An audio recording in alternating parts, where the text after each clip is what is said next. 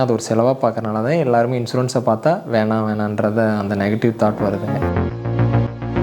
Express கிளைம்னு within 5 ஹவர்ஸில் அவங்களுக்கு claim ratio கொடுத்தோம். பட் மக்களோட அவேர்னஸ் வந்து பார்த்திங்கன்னா கோவிடுக்கு அப்புறம் டாட்டாவோட இன்வெஸ்ட் பண்ணுற எல்லா அமௌண்ட்டுமே ட்ரஸ்ட் ஓரியன்டாக ப்ளஸ் வந்து பார்த்திங்கன்னா 66% வந்து ஒவ்வொருத்தருக்கும் ஃபஸ்ட்டு இண்டிவிஜுவல் செல்ஃபில் வந்து ப்ரொடெக்ஷன் இருக்கணும். அந்த பர்சன் இல்லைனாலும் ஒரு பெரிய சம்மஷூட் அவங்க ஃபேமிலிக்கு போகுது, இருக்கிறப்பையும் அந்த சம்மஷூட் அவங்க யூஸ் பண்ணிக்கிறாங்க. 25 to 35 இன்வெஸ்ட் பண்ணுறது ரொம்ப பெஸ்ட்டு. கவரும் வந்துடும், ப்ளஸ் வந்து பார்த்திங்கன்னா அந்த டைமில் நல்ல க்ரோத்தும் கிடைக்கும். ஒருவேளை கண்டினியூ பண்ண முடியல அப்படின்னா நெக்ஸ்ட்டு 7 டேஸ்லேருந்தே அவங்களுக்கு ரிட்டர்ன் கொடுக்குற மாதிரி பிளான் கூட டாட்டாவில் இருக்குங்க.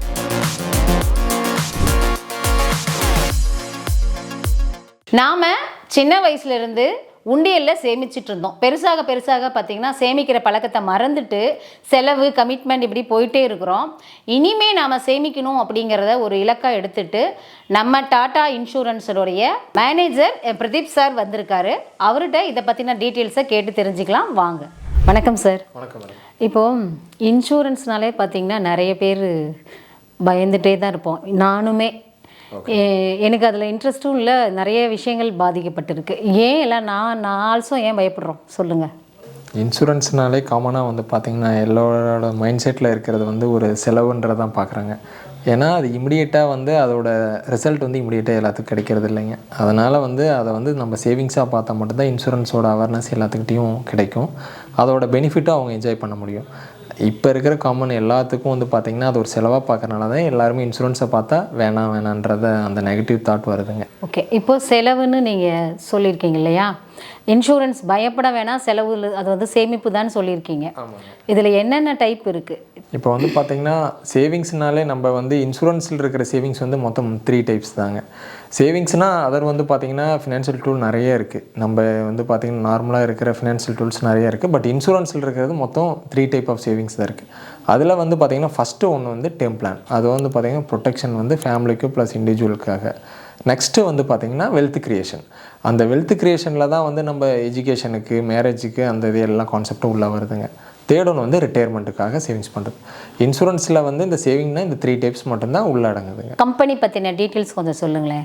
கண்டிப்பாங்க. இப்போ வந்து பார்த்திங்கன்னா காமனாக லைஃப் இன்சூரன்ஸ் கம்பெனினா 24 கம்பெனிஸ் இருக்குங்க. அதில் வந்து பார்த்திங்கன்னா டாட்டா வந்து இப்போ எந்த இடத்துல பிஃபோர் ஒரு 3 இயர்ஸ்க்கு முன்னாடி இப்போ எங்கே இருந்துச்சு, அடுத்தது கோவிடுக்கு அப்புறம் இங்கே இப்போ எந்த லெவலில் இருக்குன்னா, பிஃபோர் கோவிடுக்கு முன்னாடி வந்து பார்த்திங்கன்னா 17th பிளேஸில் இருந்துச்சுங்க. என்னென்னா அதோட டேமோட கான்செப்ட் வந்து நிறைய பேருக்கு மக்களுக்கு தெரியாமல் இருந்துச்சு. அதோட சர்வீஸு ப்ளஸ் அதோட கிளைம் எல்லாம் ரேஷியோ தெரியாமல் இருந்துச்சு. கோவிடுக்கு அப்புறம் பார்த்திங்கன்னா இப்போ நம்பர் 3rd பொசிஷனில் இருக்கும். பட் லாஸ்ட் இயர்லேருந்து இந்த இயர் வந்து பார்த்திங்கன்னா 2nd பிளேஸ்க்கு மூவ் ஆயிருக்கு. இது வந்து டாட்டாவோட க்ரோத்து வச்சு சொல்ல முடியாது. பட் மக்களோட அவேர்னஸ் வந்து பார்த்திங்கன்னா கோவிடுக்கு அப்புறம் டாட்டாவோட அவங்களோட சர்வீஸ் பேஸ் பண்ணி இந்த 2nd பிளேஸ்க்கு வந்திருக்குங்க. டாட்டா வந்து பார்த்திங்கன்னா ஒவ்வொரு கம்பெனியுமே எந்த அளவுக்கு முன்னாடி வருதுன்னா அவங்களோட வந்து பார்த்திங்கன்னா கிளைம் ரேஷியோ பொறுத்து தாங்க. இப்போ டாட்டாவோட கிளைம் ரேஷியோ எப்படி இருக்குன்னா, ஒரு 100 கஸ்டமர் கொடுக்குறாங்கன்னா அதில் 99.3% வரைக்கும் கிளைம் ரேஷியோ கொடுக்குறாங்க. அந்த அளவுக்கு சர்வீஸ் பண்ணி கொடுக்குறாங்க. அதனால் முன்னாடி வந்திருக்கு. செகண்ட் ஒன்று வந்து பார்த்திங்கன்னா டாட்டா வந்து இந்த அளவுக்கு முன்னாடி வரதுக்கு காரணம் இன்வெஸ்ட் பண்ணுற எல்லா அமௌண்ட்டுமே ட்ரஸ்ட் ஓரியன்டாக ப்ளஸ் வந்து பார்த்திங்கன்னா 66% வந்து இது ட்ரஸ்ட் ஓரியன்டுக்கு செலவு பண்ணுறாங்க. அதுக்கு அப்புறம் பேலன்ஸ் இருக்க 34% மட்டும்தான் இன்சூரன்ஸோ ப்ளஸ் டாட்டாவோட நிறுவனத்துக்காக செலவு பண்ணுறாங்க. இதனால தான் வந்து பார்த்திங்கன்னா டாட்டா வந்து இப்போ 2nd பிளேஸ்க்கு இருக்கிறதுக்கு முன்னாடி இருக்குங்க.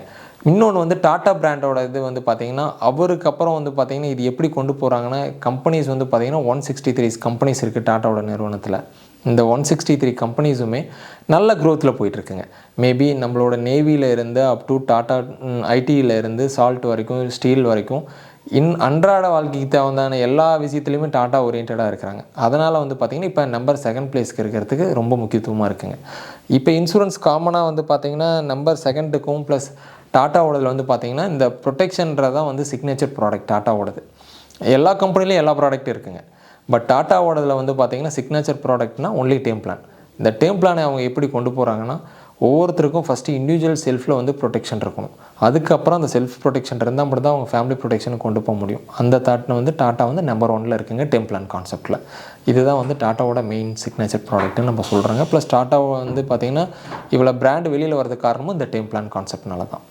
இப்போது பெஸ்ட்டு ப்ராடக்ட்டு உங்கள் கம்பெனியில் என்னவாக இருக்குது? இது நான் ப்ரீவியஸாக சொன்ன மாதிரி தான் மேம். டாட்டாவோட வந்து பார்த்திங்கன்னா மெயின் எல்லா கம்பெனிஸும் நான் சொல்கிற அந்த 3 டைப் ஆஃப் இது வந்து எல்லா கம்பெனிலையும் இருக்குது. பட் டாட்டாவுக்கு வந்து பெஸ்ட்டு ப்ராடக்ட்னா சிக்னேச்சர் ப்ராடக்ட் வந்து ஒன்லி டேர்ம் பிளான். எல்லா கம்பெனிலையும் டேர்ம் பிளான் இருக்குது. பட் டாட்டாவில் வந்து ஸ்பெஷல் என்ன டேர்ம் பிளான்னா, எல்லா கம்பெனிலையும் டேர்ம் பிளான்னா கஸ்டமர் லைவில் இருக்கிறப்ப வந்து பார்த்திங்கன்னா எதுவும் கிடைக்காது ரிஸ்க்குன்றப்ப அவங்களுக்கு கிளைம் கொடுத்து அந்த தான் டீம் கான்செப்ட்னு எல்லாரும். பட் டாட்டா என்ன பண்ணாங்க, அதுக்கு அடுத்து இனிஷியல் ஸ்டெப்பில் என்ன பண்ணாங்க, அடுத்த லெவல் மூவ் பண்ணி அந்த டேர்ம் பிளானுக்கு பே பண்ணுற அமௌண்ட்டையே அவங்க ஒரு இன்வெஸ்ட்மெண்ட்டாக கன்வெர்ட் பண்ணி கஸ்டமர் லைவில் இருக்கிறப்பையும் அவங்களுக்கு வந்து ஒரு க்ரோத் கொடுக்குறாங்க. அந்த பர்சன் இல்லைனாலும் ஒரு பெரிய சம்மஷூடு அவங்க ஃபேமிலிக்கு போகுது, இருக்கிறப்பையும் அந்த சம்மஷூடு அவங்க யூஸ் பண்ணிக்கிறாங்க. அதனால் இப்போ டாட்டாவில் வந்து பார்த்திங்கன்னா பிஆர் சீரீஸ்ன்றது சம்பூர்ணா ரக்ஷா சுப்ரீம்னு சொல்லுவோம். அதை வந்து பார்த்திங்கன்னா ஸ்மார்ட் சம்பூர்ணா ரக்ஷான்ட்டு இப்போ அப்கிரேட் பண்ணிங்க அந்த டேர்ம் பிளானை தான் நம்ம கொடுத்துட்ருக்கோங்க. பெஸ்ட்டு ப்ராடக்ட் இன் டாட்டா வந்து பார்த்திங்கன்னா ஒன்லி டேர்ம் கான்செப்ட் தான். Okay, super sir. சார் இப்போ இந்த இன்சூரன்ஸ் எந்த ஏஜ்லேருந்து ஸ்டார்ட் பண்ணலாம்? கண்டிப்பாக இப்போ இந்த இன்சூரன்ஸ் வந்து எந்த ஏஜ்லேருந்து ஸ்டார்ட் பண்ணோன்னா, இதை வந்து ஒரு செலவாக பார்க்குற மதியத்தில் வந்து பார்த்திங்கன்னா நம்ம வந்து இயர்லி ஏஜில் இன்சூரன்ஸை ஸ்டார்ட் பண்ணால் மட்டும்தான் அதை வந்து ஒரு சேவிங்ஸாக பார்க்க முடியுங்க. இன்சூரன்ஸ் வந்து பார்த்திங்கன்னா ஒரு 30 வயசில் அவங்க வந்து பிஸ்னஸோ ஒரு சேலரிக்கோ ஸ்டார்ட் பண்ணுறப்ப இயர்லி ஏஜில் ஸ்டார்ட் பண்ணுறப்ப அது சேவிங்ஸாக பெனிஃபிட் தெரியும். அதே ஒரு 50 வயசு 60 வயசு பார்க்குறப்ப அவங்களுக்கு அதை குயிக்காக என்ஜாய் பண்ணலான்னு தான் பார்ப்பாங்க. அப்போ வந்து அது ஷார்ட் டைம் கோல் போகிறப்ப இன்சூரன்ஸ்லேருந்து வரது எல்லாமே லாங் டேர்ம் பெனிஃபிட் தான். அதை வந்து நீங்கள் மேக்ஸிமம் பார்த்திங்கன்னா நம்மளோட எங்கேஜ்லேயே சூஸ் பண்ணுறப்ப தான் அதோட பெனிஃபிட்டும் கிடைக்கும், நம்ம அதை என்ஜாய் பண்ண முடியும். ஒரு 18 இயர்ஸில் மேபி அவங்களோட இன்கம் எப்போ ஸ்டார்ட் பண்ணுறாங்களோ, ஏன்னா இன்சூரன்ஸுன்றது வந்து பார்த்திங்கன்னா இப்போ ஒரு 18 வயசு இருக்குன்னா அவங்க வந்து அவங்க அப்பா அம்மா இன்வெஸ்ட் பண்ணுவாங்க. பட் நான் ஒரு ஒர்க்கிங்க்கு போகிறேன், ஒரு 23 25 ஆகுது, அப்போ தான் வந்து பார்த்திங்கன்னா நான் வந்து தனியாக டிசிஷன் எடுக்க முடியும். அந்த டைமில் நான் இன்வெஸ்ட் பண்ணுற ஸ்டார்ட் பண்ணேன்னா நல்ல ஏஜுங்க. அதாவது குயிக்காக வந்து பார்த்திங்கன்னா என்னோடய கமிட்மெண்ட் எல்லாமே இருக்காது.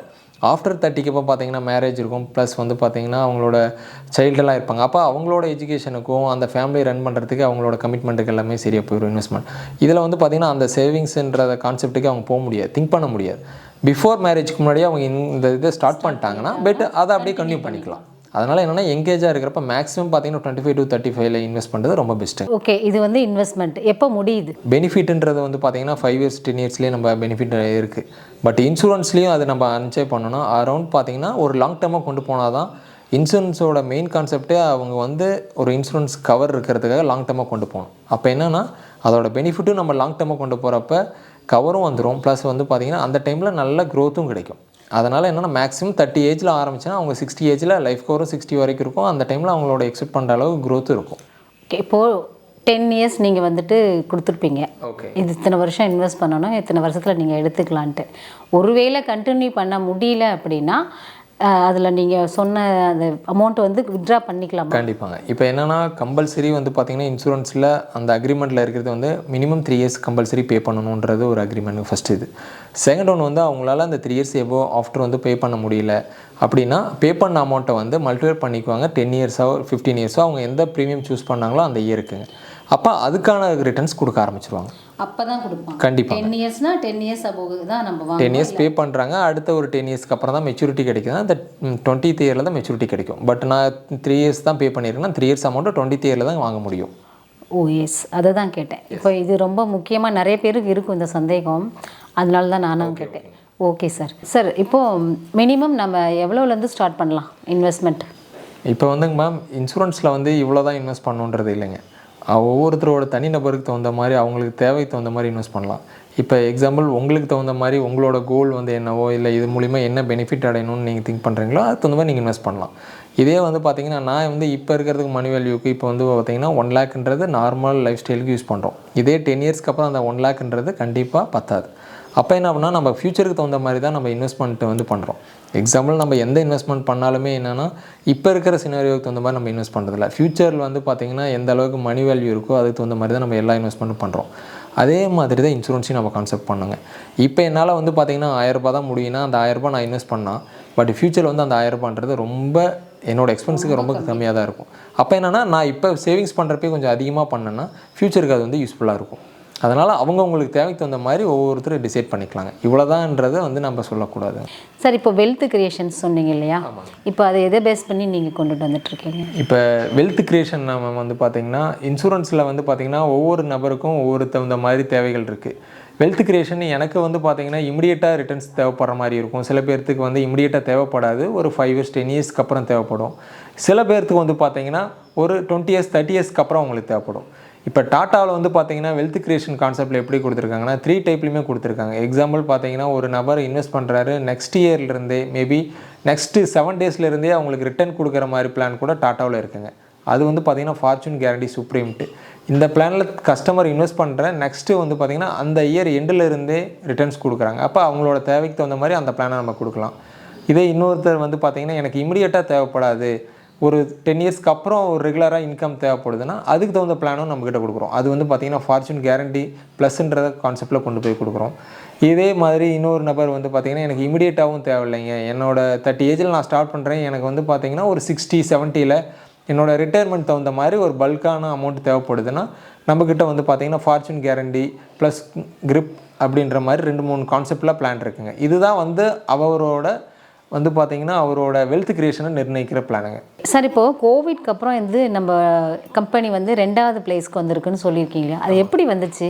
இப்போ வந்து மேம் நான் ஃபஸ்ட்லேயே சொன்ன மாதிரி தான் அந்தந்த கம்பெனி வந்து பார்த்திங்கன்னா அவங்களோட லெவல் வந்து அவங்களோட சர்வீஸ் ப்ளஸ் வந்து பார்த்திங்கன்னா கிளைம் கொடுக்குற ரேஷியோ பொறுத்து தான் வந்து 2nd பிளேஸில் நம்மளுது வந்திருக்கு.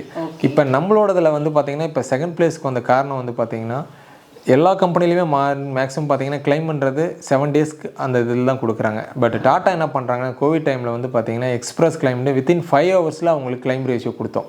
அதை பேஸ் பண்ணி தான் வந்து பார்த்திங்கன்னா ஒவ்வொரு கஸ்டமருக்கும் அந்த கிளைம் கொடுக்குற குயிக்காக கொடுத்தது வச்சு தான் இப்போ 2nd பிளேஸில் இருக்குங்க. இதே ஃப்யூச்சரில் வந்து பார்த்திங்கன்னா இன்னமும் வந்து குயிக்காக பண்ணிகிட்ருக்காங்க. அதாவது நம்ம இந்த கிளைம் ரேஷியோன்றது கஸ்டமர் வந்து பாலிசி எடுக்கிறப்ப அவங்களோட ஸ்ட்ரென்த் ஒத்துப்பத்தி பண்ணாங்கன்னா அதே வந்து பார்த்திங்கன்னா அவங்களோட ஃபினான்ஷியலோ இல்லை அவங்க ஹெல்த் வைஸோ எதுவுமே கிடன் பண்ணாமல் அவங்க வந்து உண்மையே பாலிசி எடுத்துட்டாங்கன்னா வித்தின் பார்த்திங்கன்னா 5 to 7 டேஸில் வந்து பார்த்திங்கன்னா கிளைம்ன்றது நம்ம சொன்னது கொடுத்துர்லாங்க மேடம். பட் இதை வந்து நம்ம மறைச்சோம்னா தான் கிளைம் வந்து கிடைக்காது. இதை பேஸ் பண்ணி தான் வந்து டாட்டாவோட ரேஷியோ வந்து கம்மியாகிறது ஒவ்வொரு கம்பெனிக்குமே. பாலிசி எடுக்கிறப்ப வந்து பார்த்திங்கன்னா அவங்களோட ஹெல்த் வைஸும் ப்ளஸ் ஃபினான்ஷியல் வைஸும் எப்படி இருக்குன்றத ஃபுல் அண்ட் ஃபுல் ஓப்பனாக சொல்லிட்டாங்கன்னா அது இந்த மாதிரி மெச்சூரிட்டி டைம்லையும் கிளைம் டைம்லையும் வந்து பார்த்திங்கன்னா எந்த ப்ராப்ளமும் இருக்காது. ஈஸியாக கிளைம் ரேஷியோ ஈஸியாக கொடுத்துடலாம். இப்போது கிளைம் ப்ராசஸ் எப்படி சார் பண்ணுறீங்க? நீங்கள் இப்போ இந்த கிளைம்ன்றது வந்து பார்த்திங்கன்னா எப்படி கொடுப்பாங்கன்னா அந்த நாமினி வந்து பார்த்திங்கன்னா ஒன்று டாட்டா கம்பெனியில் இருக்கிற வந்து பார்த்திங்கன்னா நிறைய ஆப்ஷன்ஸ் இருக்குங்க. இப்போ வந்து பார்த்திங்கன்னா டோல் ஃப்ரீ நம்பருக்கு இன்ஃபார்ம் பண்ணலாம், ப்ளஸ் வந்து வாட்ஸ்அப் மூலிமா ஷேர் பண்ணலாம்.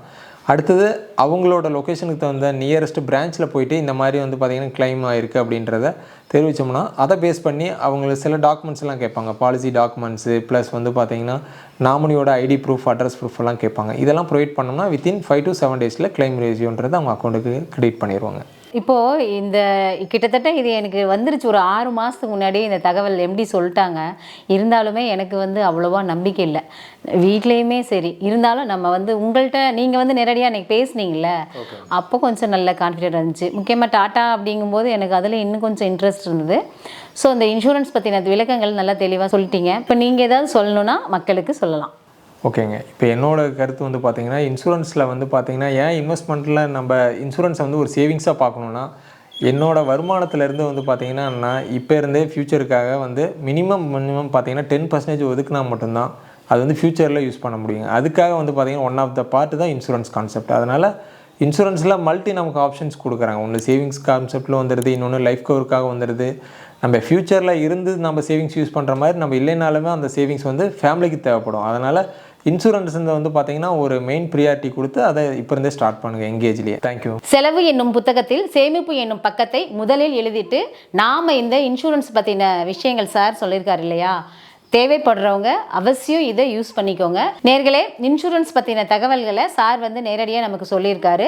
மேலும் சந்தேகம் ஏதாவது இருந்துச்சு அப்படின்னா இந்த வீடியோ கீழே நம்பர் போகும், கால் பண்ணி உங்கள் சந்தேகங்களை கேட்டுக்கோங்க. சார் ரொம்ப ரொம்ப நன்றி சார். நிறைய தகவல்கள் கொடுத்துருக்கீங்க சேனலுக்கு, வந்து ரொம்ப சந்தோஷம். மேலும் பல தகவலுக்கு மறுபடியும் உங்களை நான் வந்து சந்திக்கிறேன். அது வரைக்கும் உங்களிடமிருந்து விடைபெறுவது உங்கள் வசந்தி.